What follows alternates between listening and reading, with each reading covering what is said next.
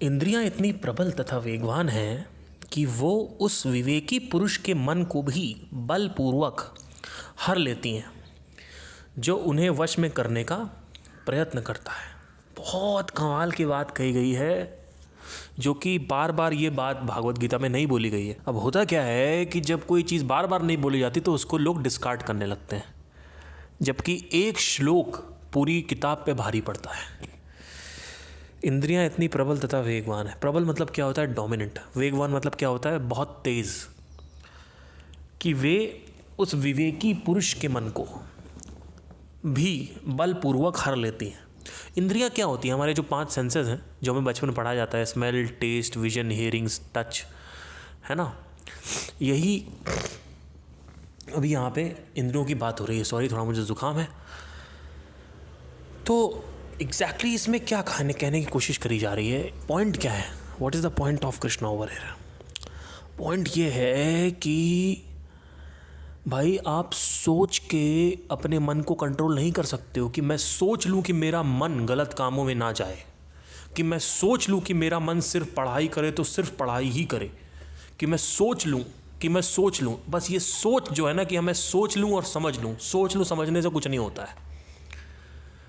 क्योंकि होता क्या है कि बहुत लोग बहुत कुछ सोचते हैं। फॉर एग्ज़ाम्पल, जिम का एग्ज़ाम्पल लेते हैं कि भाई रोज़ जिम जाना है। कौन जा पाता है? हार्डली कोई जा पाता है।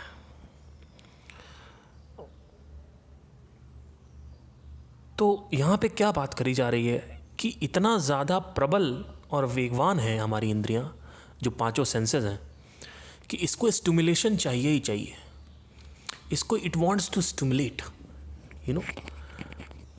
इसको बिना स्टिमुलेशन के चैन नहीं पड़ता है।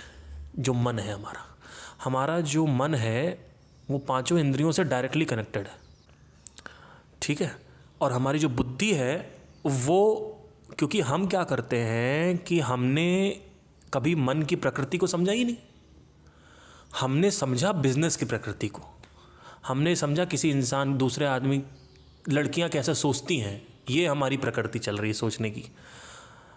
हमारी प्रकृति चल रही है कि हम पढ़ाई को कैसे करें। लेकिन हम इन सारी चीज़ों को, हम इतने बेवकूफ़ हैं, इतने महामूर्ख हैं कि हम ये नहीं देखते हैं कि हम अपने माइंड को यूज़ कर रहे हैं ये सारी चीज़ें प्राप्त करने के लिए। हम अपने माइंड को यूज़ कर रहे हैं किसी भी चीज़ को समझने के लिए। लेकिन माइंड को कौन समझेगा? कौन समझेगा माइंड को? कोई नहीं समझ सकता, क्योंकि किसी में इंटरेस्ट ही नहीं है। क्योंकि सबको लगता है कि बाहर इंटरेस्ट है।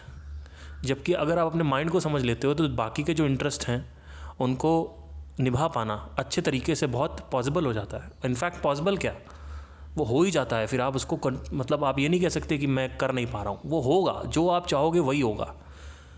लेकिन पहले जो मन और इंद्रियां हैं, इसका जो नेचर है हमें समझने की ज़रूरत है। What is the nature of the mind? You have to understand that. बिना समझे किसी भी चीज़ को मैनेज नहीं किया जा सकता। क्या बात हो रही है यहाँ पे? इंद्रियां इतनी प्रबल तथा वेगवान हैं कि वे उस विवेकी, क्या बात कही, विवेक मतलब होता है बुद्धि, जो बहुत बुद्धिमान हो, मतलब जो बुद्धि में सबसे ऊपर हो। क्या बोला जा रहा है कि इतनी प्रबल तथा वेगवान हैं इंद्रियां, इतनी ज़्यादा डोमिनेंट हैं, इतनी ज़्यादा पावरफुल हैं, तेज़ हैं, कि वो उस बुद्धिमान व्यक्ति को, सोचने समझने की शक्ति को बोलते हैं। यानी बुद्धि, जिसकी बुद्धि बहुत ज़्यादा तगड़ी है, बहुत इंटेलिजेंट आदमी जो है, उसको भी मतलब उसको छोड़ेंगे नहीं, उसको भी बलपूर्वक फोर्सफुली। आप देखोगे ना, 2 लाइनें नहीं लिखी है यहाँ पे, सिर्फ हर एक वर्ड को अगर डिस्क्राइब करने चलें तो 5-6 लाइनें निकल आ जाती हैं। तो एक मेरा श्लोक जो है वो 40-40 मिनट का जा रहा है। चलिए, उस विवेकी पुरुष के मन को भी बलपूर्वक हर लेती हैं, बलपूर्वक, फोर्सफुली। जो इन्हें वश में करने का प्रयत्न करता है, अगर आप उसको वश में करने का प्रयत्न करोगे तो ये और पावरफुल हो जाएगा। आपने कहा कि अब मैं पिज़्ज़ा नहीं खाऊंगा, तो क्या लगता है आप छोड़ दोगे उसको? आप ओवर पिज़्ज़ा क्यों खा रहे हो, ये देखना ज़रूरी है। Why are you overeating? Why are you becoming fat? What is the problem? You know being healthy is good, you know everything is good, but still you cannot control your tongue और you cannot control your taste sense, जो कि एक इंद्री है, one of the इंद्री है इसमें। तो क्या कहा जा रहा है कि अगर कोई बहुत बड़ा बुद्धिमान भी बन जाओ तो भी मन को काबू में नहीं किया जा सकता है, क्योंकि मन और इंद्रियां आपस में कनेक्टेड हैं। आप देखोगे कि बहुत सारे लोग बोलेंगे कि समझ जाओ। कौन समझ रहा है? कौन समझ रहा है?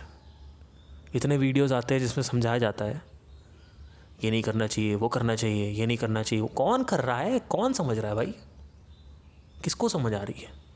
समझना सब चाहते हैं। इतने महामूर्ख लोग हैं कि ये चीज़ देख ही नहीं पाते हैं कि मैं समझ तो रहा हूँ पर मैं फिर भी नहीं सोच पा रहा हूँ। कौन है मेरे अंदर ऐसा जो समझ नहीं रहा है? कौन है मेरे अंदर जो ये रेजिस्टेंस प्रोड्यूस कर रहा है? कौन है भाई? क्या है? क्या ऐसा कंपोनेंट है मेरे अंदर जो रेजिस्टेंस इतना तगड़ा प्रोड्यूस कर रहा है, और इसके रेजिस्टेंस प्रोड्यूस करने से मेरी लाइफ की डायरेक्शन क्यों चेंज हो जा रही है? और इसकी क्या औकात है? ये चाहे रेजिस्टेंस चेंज करे, चाहे बढ़ाए, चाहे कम करे, इससे मेरी लाइफ में क्या इंटरफेरेंस आती है? क्यों इसकी ये रेजिस्टेंस नीचे करे, ये रेजिस्टेंस ऊपर करे, इंक्रीज करे, डिक्रीज करे? Why should I care? क्योंकि मन is the highest enemy and is the highest friend at the same time. अगर आपको कुछ भी करना है इस भौतिक जगत में, फिजिकल वर्ल्ड में, तो आपको मन को पहले दोस्त बनाना पड़ेगा। ये ज़रूरी है, क्योंकि आप कहोगे कि इसके रेजिस्टेंस प्रोड्यूस करने से या ना करने से मेरे को क्या फ़र्क पड़ता है, होने दो। भाई आपको काम तो माइंड से ही करना है ना, और डोमिनेटिंग फैक्टर है मन। पूरे माइंड में 95% जो है डोमिनेटिंग फैक्टर वो मन है, और बुद्धि है 5% पे। आपने अगर एनर्जी सिस्टम अपना नहीं सही किया, जो एनर्जी सिस्टम जो है डायरेक्टली कनेक्टेड है मन से, जिसको प्राणा बोलते हैं। हमारे शरीर में एक तो फिजिकल बॉडी है जिसको हम अभी हटाते हैं, जिसमें प्राणा फ्लो होता है ऊपर से लेकर नीचे तक। प्राण वायु बोलते हैं इसको, कॉस्मिक एनर्जी भी बोल सकते हैं। हर इंसान के अंदर होती है, दिखती नहीं है पर होती है। अगर आप अपने दोनों हाथों को रगड़ोगे तो आपको समझ में आएगा कि मैग्नेटिक पुल होगा, आपको दोनों हाथ खींचेंगे आप। दैट इज प्राणा। व्हाट इज दिस प्राणा एक्चुअली? दिस इज प्राण वायु, which is the energy system of the body. Now, one is your body with the prana, then your mind is there, जिसमें माइंड में मन एक सेक्शन है, एक सेक्शन है बुद्धि, और एक सेक्शन है मेमोरी। ठीक है? और जो प्राणा है वो माइंड में भी है और बॉडी में भी है, दोनों में है। तो prana is the most dominating factor, because prana is directly connected to the man, directly connected to the man. If the prana is unbalanced, अगर प्राण वायु जो है वो अनबैलेंस्ड है, तो समझ जाओ कि आपका मन ऑटोमेटिकली डिस्ट्रक्टिव प्लेजर्स के पीछे भागना चालू कर देगा। इसमें आप चाहो चाहे ना चाहो उससे कोई मतलब नहीं है। ये बोला जा रहा है यहाँ पे कि उस विवेकी पुरुष के मन को भी बलपूर्वक हर लेती है। कैन यू इमेजिन कि जिसने भी ये बोला है, श्री कृष्ण ने बोला है, ये कितना तगड़ा एक्सपीरियंस रहा होगा। ये सिर्फ अंदर जाके मेडिटेशन करके एक्सपीरियंस नहीं होता है, ये बाहर आपको हर समय सचेत रहना पड़ता है, तब एक्सपीरियंस होता है। आप देखना है कि क्या आपको देखना होता है कि कौन सी एक्टिविटी मेरे अंदर किस तरीके का रिएक्शन कर रही है। आपको कॉन्शियस रहना पड़ता है अपने माइंड के अंदर जो भी एक्टिविटीज़ हो रही हैं। किसी भी चीज़ को आप करते हो, किसी भी काम को आप करते हो, आपको जब कोई एक्टिविटी होती है तो आपको पता होता है कि अच्छा ये इस वजह से हुआ। तो क्या बोला जा रहा है कि इंद्रियां इतनी प्रबल, यानी पांचों सेंसेस और मन इतना प्रबल और वेगवान है कि उसे विवेकी पुरुष के मन को भी, उस विवेकी पुरुष के मन को भी बलपूर्वक हर लिया जाता है, जो उन्हें वश में करने। अगर आपने इसको वश में करने का प्रयत्न किया कि भाई मैं अपनी जीभ को कंट्रोल कर लूँगा,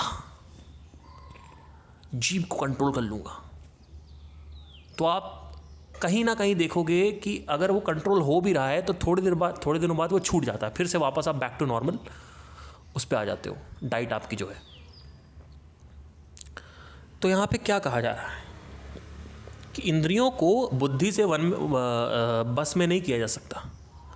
बहुत ही रेयर केस ऐसा होता है कि अब भाई मान लो कहा जाए कि आपके पिताजी को गोली मार देंगे, नहीं तो पिज़्ज़ा खाना छोड़ दो, तो वहाँ पे तो कंट्रोल हो जाएगा। Because only 2 things can control your mind, that is desire number 1 and second is fear. Fear is more powerful than desire. अभी कोरोना चल रहा है तो आपने देखा होगा कि लोगों ने कहा कि भाई कितना पहले से ही बोला जा रहा है मास्क लगा के चलो, या फिर नहीं भी बोला, लोगों ने बोला चलिए कूड़ा मत करो, या फिर सोशल डिस्टेंसिंग मेंटेन रखो, घर से बाहर मत निकलो। लोग डर के मारे बाहर नहीं निकले क्योंकि डर था कोरोना ना हो जाए। लेकिन वैसे अगर बोला जाए घर के अंदर रहो, कौन रहेगा? अच्छा, देश को साफ रखो, कौन करता है? कोरोना हो जाएगा, नहीं तो देश को साफ रखो, हाँ अब करेंगे। क्यों? क्योंकि अंदर डर है। तो मन को 2 चीज़ों से काबू किया जाता है, वो है डिज़ायर और दूसरा है माइंड। सॉरी, पहला है डिज़ायर और दूसरा है फियर। ठीक है। तो इंद्रियां इतनी प्रबल तथा वेगवान है कि उस विवेकी पुरुष के मन को भी बलपूर्वक हर लेती हैं। अब इसमें 2-3 चीज़ें हैं। मान लीजिए आपने कहा कि मैं अपनी बैड ईटिंग हैबिट्स को छोड़ना चाहता हूँ, तो बैड ईटिंग हैबिट्स को छोड़ने के लिए आपने प्रयास किया और आपने देखा कि मैं छूट तो रही है, लेकिन प्रॉब्लम ये है कि मैं अंदर ही अंदर उसके बारे में सोचता रहता हूँ। मान लो पिज़्ज़ा का एग्जाम्पल था, तो पिज़्ज़ा का ही एग्जाम्पल लेते तो मैं सोचता रहता हूँ उसके बारे में। तो व्हाट इज़ द प्रॉब्लम? यहाँ पे आप पिज़्ज़ा रख सकते हो, मैस्टरबेशन रख सकते हो, कुछ भी रख सकते हो, कोई भी डिस्ट्रक्टिव प्लेजर है आप उसको रख सकते हो। तो मैं सोचता रहता हूँ उस सेंसेशन के बारे में। तो यहाँ पे कहा जा रहा है कि अगर आपने अपने मन को आत्मज्ञान और आत्मबोध में लगा दिया, देखिए सबसे पहले ये समझ लीजिए अच्छे तरीके से कि मज़ा तो माइंड को चाहिए ही चाहिए। आप ये नहीं कह सकते कि मज़ा कंट्रोल कर लो या कम कर दो, ज़्यादा कर दो। एक कम ज़्यादा नहीं होता है माइंड के केस में। माइंड को भाई मज़ा चाहिए। अगर माइंड ने कहा कि मुझे मज़ा चाहिए और आपने नहीं दिया, तो माइंड आपको डोमिनेट कर लेगा, ओवर पावर कर लेगा। पहले तो आपकी बुद्धि को, आपकी बुद्धि बिल्कुल गुलाम हो जाएगी माइंड की, और उसके बाद आपको ये धूम्रपान और ये कुछ भी जिसमें तुरंत मज़ा आता है, 1 सेकंड में मज़ा आता है, तुरंत इमीडिएट मज़ा आता है, जिसमें ये कर लो, वो कर लो, वो उसके साथ शादी कर लो, उसके साथ फिर ये करेंगे, शादी के बाद मज़ा आएगा। What is this? क्या होगा उससे? क्या होगा? क्या कुछ नहीं होगा। शादी करेंगे तो मज़ा आएगा। अरे भाई आप बेवकूफ़ हो क्या? कितनी देर तक मज़ा आएगा? यही तो इस भौतिक जगत की प्रकृति आपको समझनी पड़ेगी ना, कि what is this physical world talking about and what is this book talking about. This book is all about the laws of universe, and you are not separated from the universe, you are the universe. अहम ब्रह्मस्मि, ये महावाक्य है। So what is the problem right now? The problem is that your buddhi is hijacked by your मन। Now the problem is that जब तक आप एक ऐसे सोर्स में, जहाँ से सोर्स ऑफ हैप्पीनेस जो आपका, अगर आपने अंदर कहीं सोर्स ऑफ हैप्पीनेस अपने ढूंढ लिया, तब समझ लीजिए बाहर चाहे हैप्पीनेस हो, चाहे कोई इंसान रहे, चाहे कोई काम रहे, चाहे कोई ना रहे, कोई फ़र्क नहीं पड़ता है। कोई मतलब कोई फ़र्क नहीं पड़ता, क्योंकि अंदर ही अंदर आपको आनंद आ रहा है। आपने अंदर एक सोर्स ऑफ हैप्पीनेस ढूंढ लिया है, जिसमें एक बहुत ही अच्छे मोटिवेशनल स्पीकर हैं संदीप माहेश्वरी जी। उन्होंने बहुत ही डायरेक्टली आके इसको इंट्रोड्यूस किया था हमारे साथ, और ये भागवत गीता के कई 2-3 आई थिंक 4 श्लोक हैं शायद, जिसमें इसका वर्णन किया गया है, जिसको ध्वनि बोला गया है भागवत गीता में। और इसके बहुत सारे नाम हैं। इसको मैं एक 1 बाय 1 नाम स्टार्ट करता हूँ। सबसे पहले इसी को भगवान बोलते हैं, इसी को कॉन्शियसनेस बोलते हैं, इसी को ब्रह्म ज्ञान बोलते हैं, इसी को ब्रह्म बोलते हैं, इसी को चेतना बोलते हैं, इसी को क्वांटम फिज़िक्स में एनर्जी बोलते हैं, इसी को पार्टिकल्स बोलते हैं, इसी को वो जो वाइब्रेशन है यूनिवर्स में जो हो रही है वो बोलते हैं, इसी को वो सिंगुलैरिटी बोलते हैं, जो बोलते हैं कि यूनिवर्स से पहले बिग बैंग के पहले एक सिंगुलैरिटी थी, इसी को वही बोलते हैं। इसको देखोगे आप, अगर आप यूनिवर्स को देखोगे तो यूनी मतलब होता है वन, वर्स मतलब होता है सॉन्ग, वन सॉन्ग। उस किस सॉन्ग की बात हो रही है? यही इसी ध्वनि की बात हो रही है। भागवत गीता में इसको ध्वनि बोला गया है। इसी को तत्व बोलते हैं, तत्व। इसी को ब्रह्मा बोलते हैं, इसी को अनहद नाद बोलते हैं। अनहद नाद मतलब होता है वो जो इनफाइनाइट हो, और जो दो तालियों की आवाज़ से मान लीजिए अगर दो ऑब्जेक्ट लड़ते हैं तो एक साउंड प्रोड्यूस होता है, पर ये बिना किसी ऑब्जेक्ट्स के लड़ने से जो साउंड प्रोड्यूस होती है उसको बोलते हैं अनहद नाद, ब्रह्मनाद, अनहद नाद। इसके बहुत नाम है, एक नाम नहीं है। अब क्वांटम फिजिक्स से अगर आप समझोगे तो इसको बोलते हैं बेसिक एनर्जी। अगर आप देखोगे स्पेस में तो जहाँ पे मैटर नहीं है, जहाँ पे डस्ट नहीं है, स्टार डस्ट नहीं है, जहाँ पे मैटर नहीं है, जहाँ पे कोई भी प्लैनेट नहीं है, किसी भी तरीके का कोई भी मैटर नहीं है, कोई भी पार्टिकल नहीं है, नॉट इवन अ एटम, वहाँ पर भी ये वाइब्रेशन मौजूद है, वहाँ पर भी एनर्जी मौजूद है, वहाँ पर भी ये साउंड मौजूद है।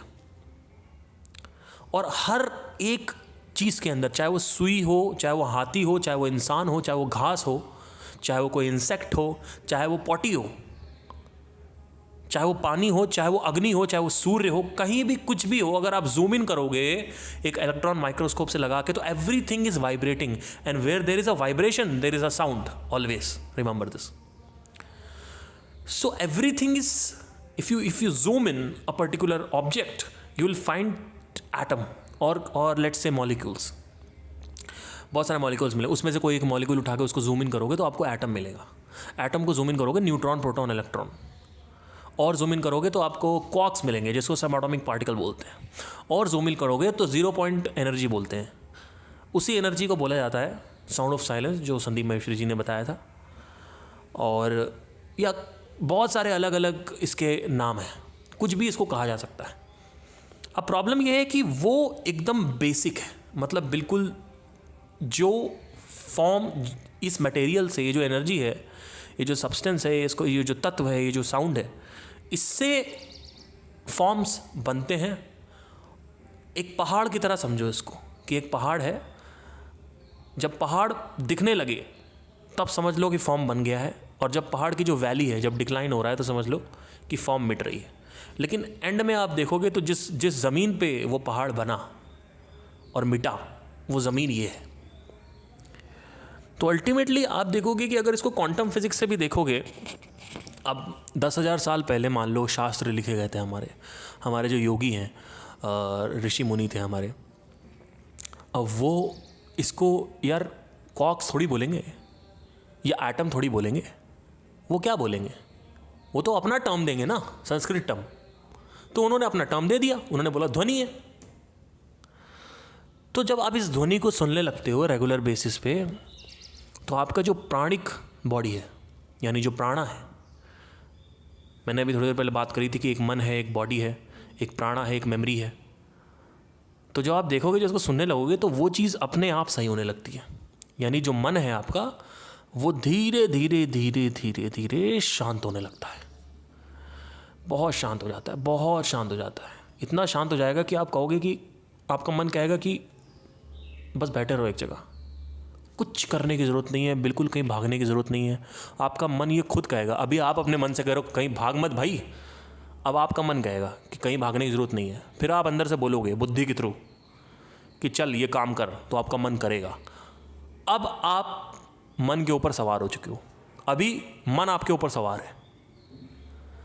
तो यही तो प्रॉब्लम है ना कि लोगों ने ये समझा ही नहीं कि मन कितना पावरफुल है, और मन की वैल्यू ही नहीं है। कोई मन के ऊपर कुछ समझना ही नहीं, माइंड के ऊपर कोई इंटरेस्ट ही नहीं है समझना कि माइंड कैसे काम करता है।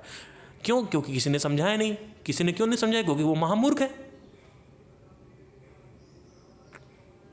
वो खुद नहीं समझ रहे हैं, उनका शरीर फटा जा रहा है, फैट और 50 तरीके की बीमारियां होती जा रही हैं, आर्थराइटिस है, ये है, वो है, होता जा रहा है, कोई मतलब ही नहीं है। क्रिएशन के एक पार्ट को समझने की कोशिश कर रहे हैं। हाँ, बिजनेस कैसे करते हैं, मार्क जकरबर्ग बनना है, अरे मार्क जकरबर्ग बनना है तो भी तो क्रिएशन के एक पार्ट को ही तो समझोगे तो ही तो एक क्रिएशन के पार्ट को आपने समझा। यहां पे क्या बात हो रही है, क्या बोल रहे हैं कृष्ण? कृष्ण कह रहे हैं कि क्रिएशन क्या है समझो मेरे से। पूरे भागवत गीता में क्रिएशन को समझाने की कोशिश करी जा रही है कि क्रिएशन क्या है, क्योंकि जो आपके माइंड की प्रकृति है, जो आपके माइंड की पर्सनैलिटी है, जो कैरेक्टरिस्टिक है, जिस तरीके से आपका माइंड काम करता है, उसी तरीके से ये पूरा का पूरा यूनिवर्स काम करता है। तो इसका क्या मतलब हुआ, ना आपका माइंड अलग है, ना यूनिवर्स अलग है। आप कुछ भी देखोगे, आपकी बॉडी भी वैसे ही काम कर रही है। तो किसी भी चीज़ में अगर आपने बहुत महारत हासिल कर ली और आपने यही नहीं समझा कि आप कौन हो इस क्रिएशन में, तो आपने अपने 80 साल की जो ज़िंदगी है उसमें बिजनेस में लगा के, पैसे में लगा के, या फिर किसी भी चीज़ में लगा के, चाहे गिटार हो, संगीत हो, कुछ भी हो, वेस्ट कर दिया आपने। You have wasted your life. This is what the book is telling right now, that if you don't have आत्मज्ञान एंड आत्मबोध, your life is a waste, because you have not understood how your mind works. Ultimately, everything you have achieved, accumulated in this world, the planet will take away. Even your body. आपको गाड़ दिया जाएगा तो आप पेड़ बन जाओगे।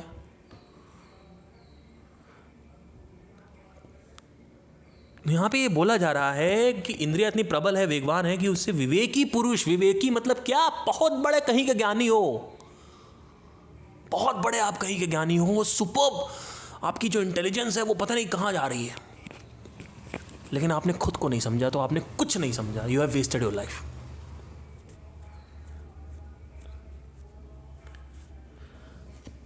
तो ये बात यहां पे कही जा रही है।